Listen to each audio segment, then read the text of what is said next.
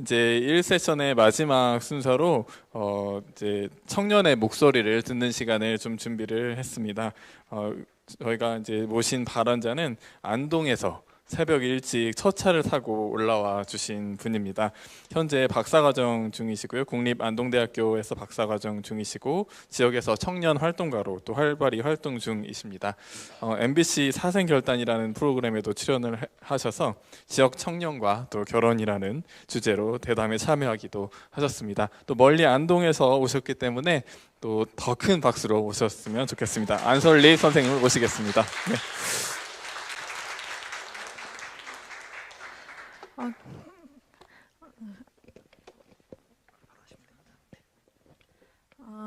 안녕하세요. 소개받은 안솔립입니다. 저는 경북 안동에서 공부하고 있고요. 지역살이 하면서 즐겁게 어떻게 하면 다른 삶 살 수 있을까 고민하면서 지내고 있는 청년입니다. 기조공연 뒤에 이렇게 발언하는 건 처음이어서 너무 떨리는데요. 일단은 기조공연보다는 조금 더 경험적인 이야기들을 할 것 같고요. 그리고 무엇보다 시간이 없으니까 빨리 끝내볼 수 있도록 배고프시죠? 얼른 끝내보도록 하겠습니다.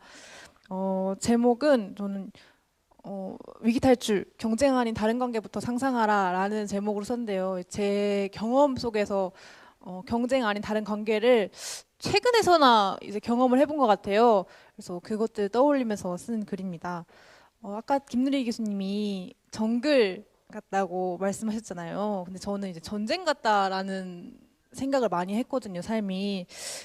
현재 한국 사회를 이제 진단하는 용어들로는 이제 인구 소멸, 지방 소멸, 사회 양극화, 기후 위기 같은 용어들이 있잖아요.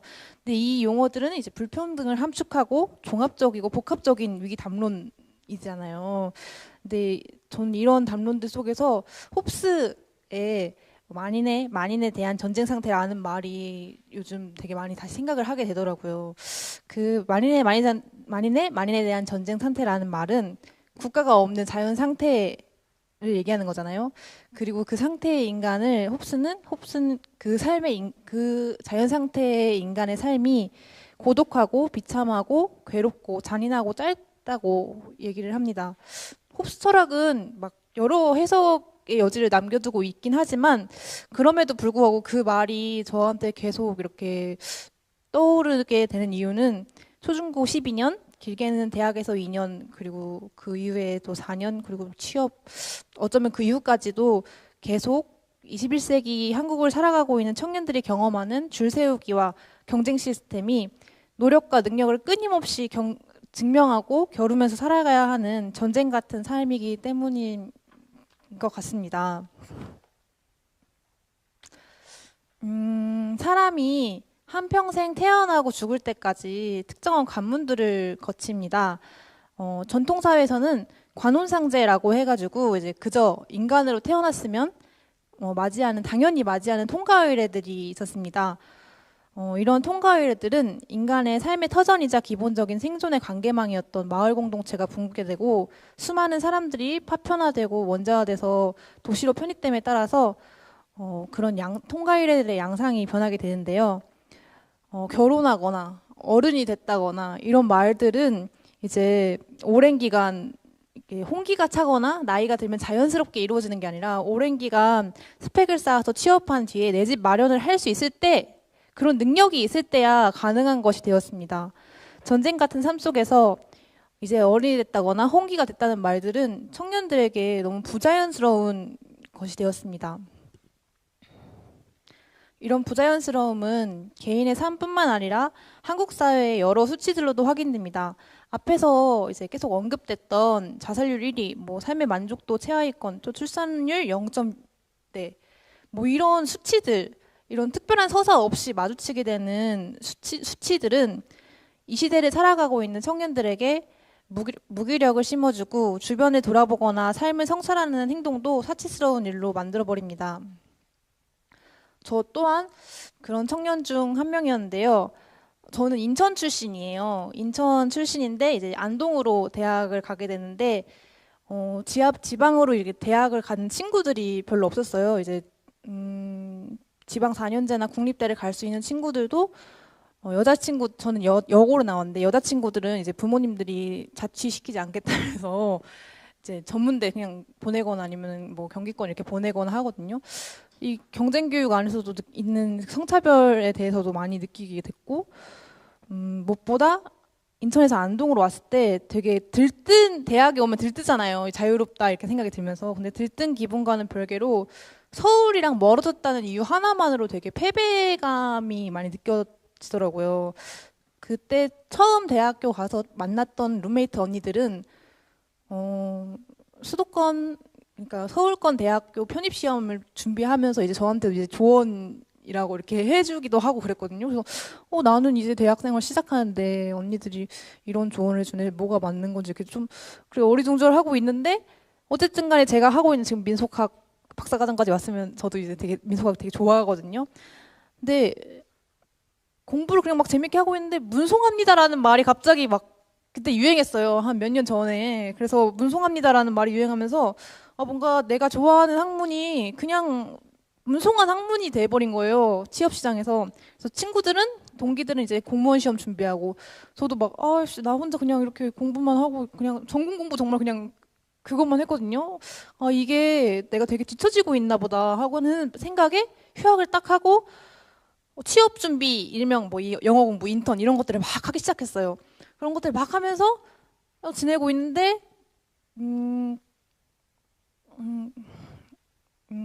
청소년 시절에 되게 친했던 친구가 갑자기 극단적인 선택을 했다라는 연락을 받게 됐어요. 그래서 그 친구가 학창 시절에 되게 유난히 되게 꿈이 많았던 친구거든요. 근데 그 친구의 부고가 그저 숫자로만 그냥 인식하고 있었던 청년 자살률, 뭐 이런 우울증에 걸린 청년들 이런 수치들을 뭔가 제가 실체로 맞닥뜨린 사건이었던 것 같아요. 그 친구가 한 2년 정도를 취업 준비를 하고 있었고 우울증을 좀 오래 앓았던 걸로 알고 있어요. 아무튼 그렇게 좀 저는 되게 멍한 기분으로 졸업을 앞두고 있었는데 취업 준비를 진짜 도저히 못 하겠는 거예요. 그냥 이제 졸업 앞두고 눈앞에 보이는 게 이제 취업 아니면 대학원 이렇게 있어서 대학원을 갔어요. 취업 미루고 이제 대학원 오니까 근데 좀 새로운 거예요. 제 학교 생활이 되게, 일단은 수강생 인원이 되게 적어요. 제 사진에 이렇게 했는데 이거는 석사과정 때는 아니고 박사과정 때 같이 수업 들었던 동기는 되게 한줌이죠. 한줌 인문학 한줌단이었는데, 같은 수업 듣는 수강생들 인원이 되게 적으니까 어쩔 수 없이 절대평가를 하게 됐어요. 근데 절대평가를 하니까 수업 시간에 동료들이랑 뭔가 동료의식이 생기는 거예요. 동기들이랑. 그러니까 그 박사과정, 석사과정 대학원 와서 한 공부들이 뭔가 나 혼자서는 하기엔 되게 양이 벅차더라고요. 그래서 뭔가 한자도 되게 많고 읽어야 되는 책들이, 또 교수님들도 이제 더 수준 높은 걸 원하시고 하니까 뭔가 우리가 수업 시간 잘 이겨내고 또 교수님들한테 조금이라도 덜 혼나기 위해서는 뭔가 힘을 합쳐서 연구를 해야 되는 거예요. 그래서 더 좋은 연구를 하기 위해서 또 진짜 협력하는 관계가 됐어요. 동기들이랑. 그래서 상대평가에서 절대평가로 그냥 평가의 방식만이 바뀌었을 뿐인데, 뭔가 이전에 했던 대입이라던가 또 취업 같은 그런 경쟁 교육 속에서, 경쟁해야 되는 체제 속에서 서로를 비교하면서 남들보다 하나라도 좀 더 내가 더 나아야겠다라고 생각했던 그 이전의 학교 생활과는 분명 다른 생활을 제가 하게 되더라고요. 그래서 뭔가 든든한 이런 관계들을 경험하고 나니까 이전의 경쟁 시스템 안에서 내가 경험했던 관계들이 얼마나 기괴했던지 좀 자각을 하게 됐습니다. 그때는 진짜 뭔가 부모님이 나를 지원해주진 못할 만큼 내 발목을 잡고 있고, 또 친구도 그리고 애인도 사실은 경쟁 관계고, 그런 데서 오는 되게 긴장감이 컸고, 또 이런 진짜 이딴 생각을 하는 나도 너무 치졸하고 혐오스럽고 그게 너무 괴로웠고, 또 객관적인 지표들로 사실은 망했잖아요. 한국이 이렇게 얘기하잖아요. 근데 그 망한 기준으로 계속 나를 검증하는 고 등급을 매기던 이 한국 사회에 대해서 되게 환멸이 막 나더라고요.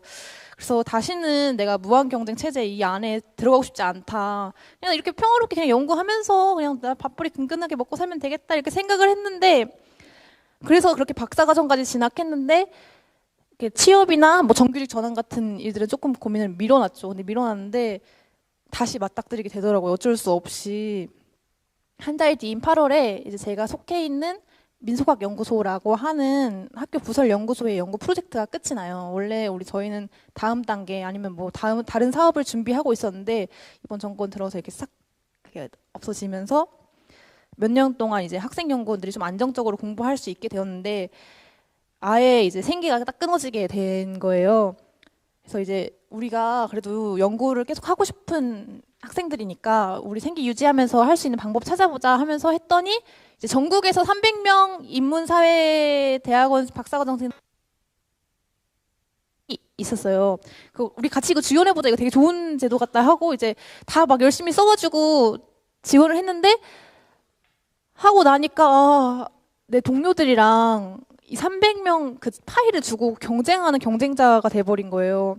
그래서 내가 믿고 의지하던 동료들이랑 이렇게 한순간에 경쟁자가 되는 이 현실이 되게 불안정하고 괴로운 지금입니다. 이런 불안정한 상황은 이제 제 정체성이나 자존감을 막 이렇게 흔드는데요. 이제 박사과정생이라고 하는 직업은 사실은 생산성 없는 미취업자로 취급되기도 하고 어떤 의미로는 또 고학력 스펙을 쌓는 과정으로 여겨지기도 하는데 한편으로는 그냥 지방에서 공부하고 거주한다는 이유로 그냥 패배자로 여겨지기도 합니다. 이렇게 무한경제 시스템은 약육강식과 승자 독식의 논리로 설계되어 있고 능력주의와 형평성이 탈을 쓰고 경제 우선주의를 조장하면서 불평등을 강화합니다. 근본적인 안전망 없는 무한경제 시스템 안에서 청년들은 자유와 행복을 추구하기보다는 승자와 패자를 가르기 바쁩니다. 저는 낙오의 불안감함을 끌어안고서라도 꿈을 포기하고 싶지 않기 때문에 막연하게 뭔가 결혼이나 출산을 미룹니다. 노동, 주거, 교육 등 복합적이고 사회 경제적인 문제를 마주하고 있는 현실 속에서 예쁜 드레스 입고 또 결혼하고 이런 것들이 너무 사치스럽게만 그냥 느껴집니다. 그냥 그런 건 바라지도 않고 그저 내 인생에서 타인과 공동체를 사랑하고 협력하고 연대할 수 있는 인간다운 관계를 원합니다. 우리 사회의 전환과 지속 가능성은 새로운 관계부터 시작됩니다. 새로운 관계를 상상할 수 있는 힘은 교육에서 시작됩니다. 대학 입시와 취업을 목표로 하는 시장화된 교육과정의 혁신이 필요합니다. 무한경쟁 시스템을 위기를 넘어설 수 있는 역량을 키워줄 교육, 그리고 무한경쟁의 패러다임을 전환하고 내 삶의 가치가 실현되는 구체적인 변화를 촉구합니다. 이렇게 마치겠습니다. 너무 정신없...